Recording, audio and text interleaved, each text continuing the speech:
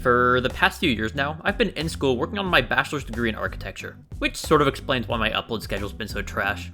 I have a feeling school's affected the way I make things even outside of school, but I kind of want to put it to the test. And if you know me, that means we're going to try and build something crazy in Minecraft. I only use my education for the most important things. Last time y'all saw me, I built a solar punk city. You know, technology and nature working together hand in hand. It's so optimistic, so joyous.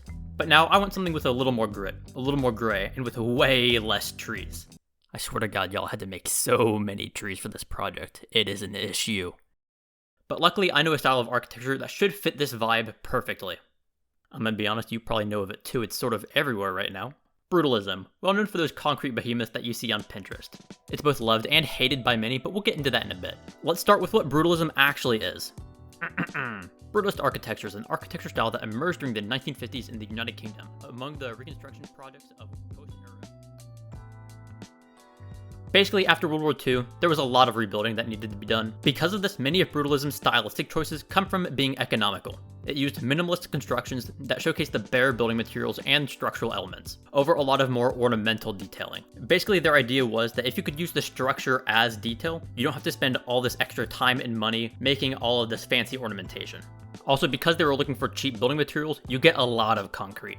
Despite what you may think, brutalism doesn't have to be all concrete, but we are going to be ignoring that today because come on. Sadly though, nerd stuff doesn't make you good at building all on its own, so I'm going to need a little bit of practice before I start working on the big project. This is a building. It's the High Institute of Marine Research in Latakia, Syria, to be specific. I found it while scrolling through r/brutalism, which honestly is a really good place to go to if you want some good brutalism inspo.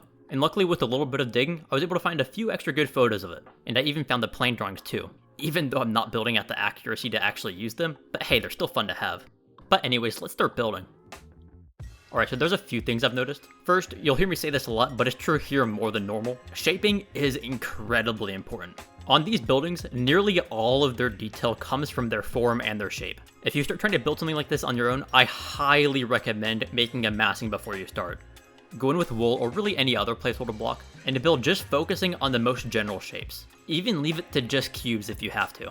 If you can make it look good like this, then making the rest of the building look good should be pretty easy. I always spend a lot of time on shaping though, so what was probably more important for me is figuring out how to texture these things. When you think of just a plain concrete wall, you probably think, oh, it's blank, there's nothing there, and you'll make something like this. But we have to agree that this kind of sucks, so we've got to add a few things. The first thing I did that helped out a lot was adding in the concrete pour lines. Basically, when concrete is poured, they don't usually make the molds large enough to do an entire wall all at once. They pour part of it, move the mold, and then pour again after it hardens. But doing this does leave visible lines in the concrete that are kept visible in most brutalist buildings. So if we can shade our walls in a way to mimic this, you can pull out a lot more detail from an otherwise completely flat wall.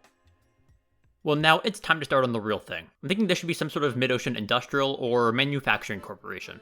I'm looking for real oil rig type vibes. I mean, come on, these things really do just look dope. And of course, this should pair perfectly with the brutalism aesthetic that we're going for. The whole vibe of brutalism comes from its basis on efficiency. So while I'm massing this out, I'm trying to make something that will feel like it's been more grown than something that's been planned out and constructed. This place would have started out as a regular oil rig, but over time it kept on getting expanded and added onto. Maybe this oil rig was at a good position for shipping, so they added some docks to it. And if it has shipping docks, then it's going to need some place for storage. Then if a lot of things are being stored here, why spend all that money moving things out for production, and why not just do that here? Now, something that's a little hard to ignore when dealing with brutalism is that a lot of people really don't like the style. And to be honest, a lot of them sort of have a point. Now, I love these things, but you've got to admit, they aren't conventionally good-looking buildings. And most of the buildings that are made like this were things like apartment buildings and schools. You know, things that probably don't benefit too much from looking like fortresses. You really do have to remember that these buildings were really just working with what they had, and a lot of the time it ended up making a really cold and inhuman feeling environment that a lot of people just really don't like. Although if you're trying to make something that looks intentionally striking, these sort of buildings work excellently. Plus, I believe that many things can take a lot of inspiration from the type of shapes these guys were using. Because honestly, goddamn were they good at it.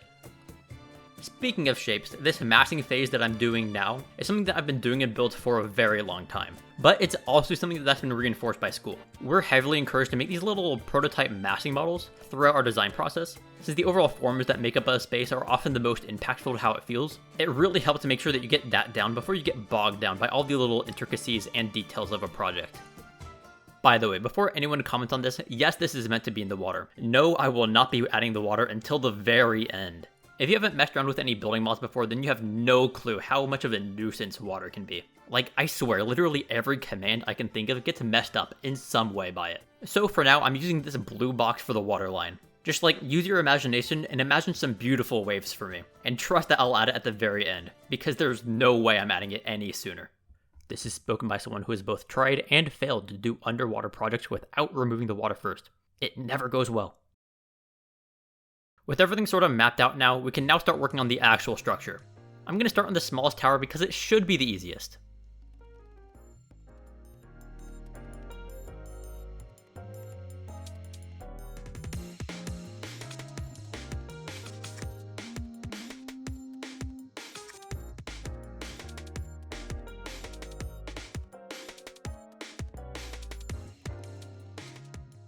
This small area took way longer than it realistically should have. I think the issue is I've been building using a crutch for a little bit too long. If I'm ever stuck on a spot, I usually tend to fill it with just some sort of greenery or vines or something. Like, genuinely, I think at least like half of my project have been overgrown in some way. There is a sub-aesthetic of brutalism called eco-brutalism. Basically, it's just old and overgrown brutalist buildings. And honestly, I'm a huge fan of especially art that uses this type of overgrown and decrepit vibe. And honestly, it would be so easy to use on this, but I can't let myself do it. I have to prove to myself that I can make something without just covering it in trees. At this point in the project, I started getting some opinions from some friends, and a lot of them were mentioning that it looked like something from Star Wars, which surprised me a little bit at first, but it really does make sense if you think about it. There are a lot of stories out there that have used the aesthetics of brutalist architecture in their world building. You can see examples of this in, as we mentioned before, Star Wars, but also in things like Blade Runner and Dune. So it really does make a good bit of sense that these building styles will end up looking fairly similar to each other, which I think is neat. I also found something that's been helping me a lot with this sort of detailing. Whenever I'm out and I see a building that I like, I take a ton of photos. And it turns out that I have quite a few banked from a trip to Chicago that I went on recently. One that I liked a ton are these little inlets with bricks that almost seem like little handholds. I really want to use them. My first instinct was to use buttons for this texture, but they're a little too spread apart. What I figured out I can do though is I can use a layer of interchanging stairs to sort of simulate the texture. Yes, the handholds are technically going the wrong direction, but from far away you can hardly notice it.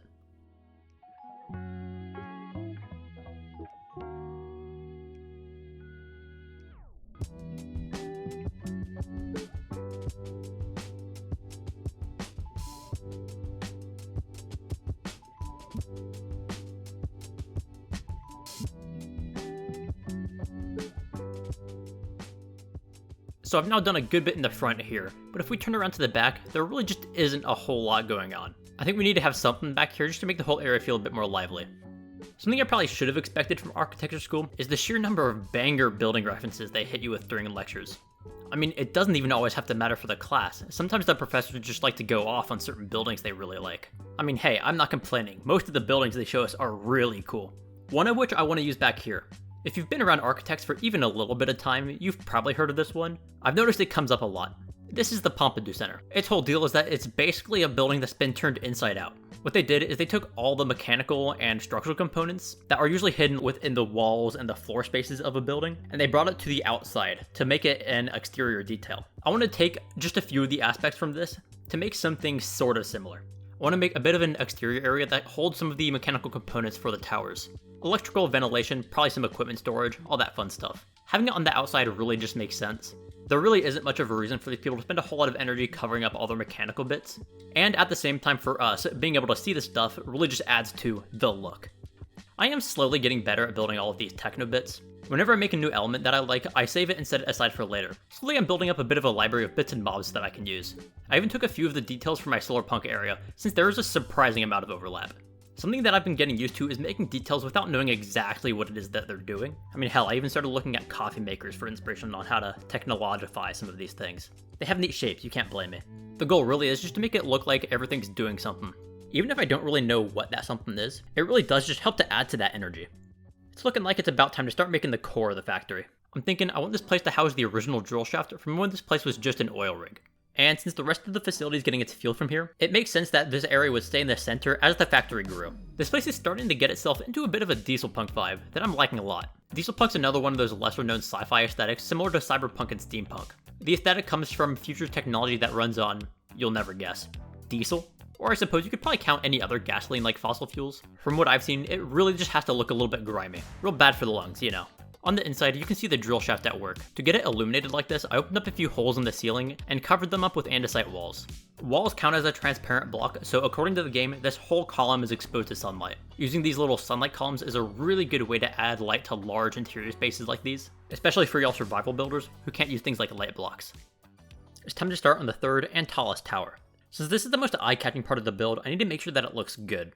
And since by now it's been close to 5 months since I made the shape for this tower, I ended up wanting to redo it. I sort of forgot all of what I was thinking when I did the block out, if I was thinking that is. Plus, I have a lot better feel for how this place is now, so making a new block out's probably a good call. I ended up going with a more simplified shape than what I had before. I basically just gave myself a big old rectangle to work with and started chopping pieces off from there. Doing it this way for whatever reason just made it all seem to fit together a little bit better.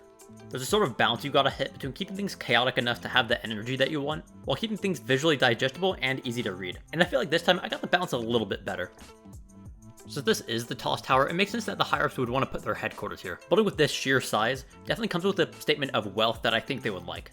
Inside, there'll be a lot of space for meeting rooms, conference rooms, and offices. These spaces also get big windows to make use of the building's immense height, and to give a view of the ocean below. One thing that I really wanted to use on here were external staircases. I see them in buildings every so often, and I think they're neat. Plus, on a building like this, it really emphasizes how tall it is. Making it plausibly traversable just makes the space feel so much bigger. I say plausible, since in order for this thing to actually work, I'd need a ton of interior connections, and I'm not doing that. This place would be an absolute mess. Who do I look like to you? Someone with nothing better to do? Don't answer that.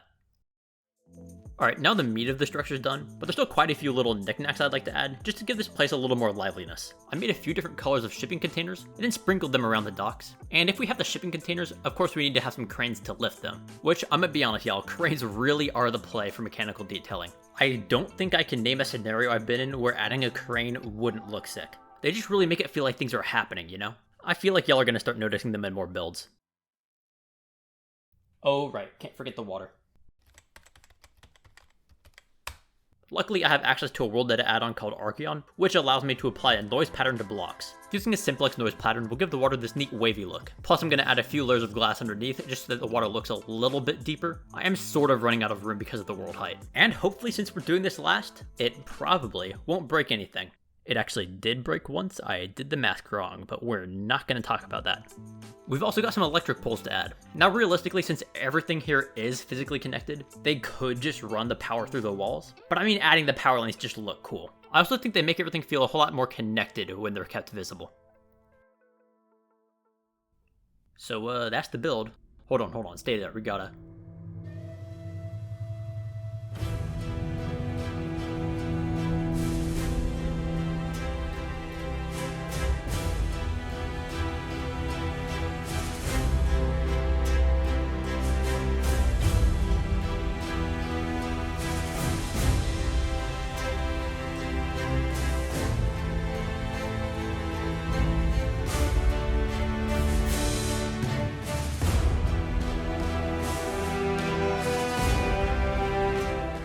Well, that was the video. I'm still in school, so if I disappear again, you know where I went. If y'all are also into architecture, or really anything else design related, let me know about it. I want to hear y'all's experiences. Anyways, bye.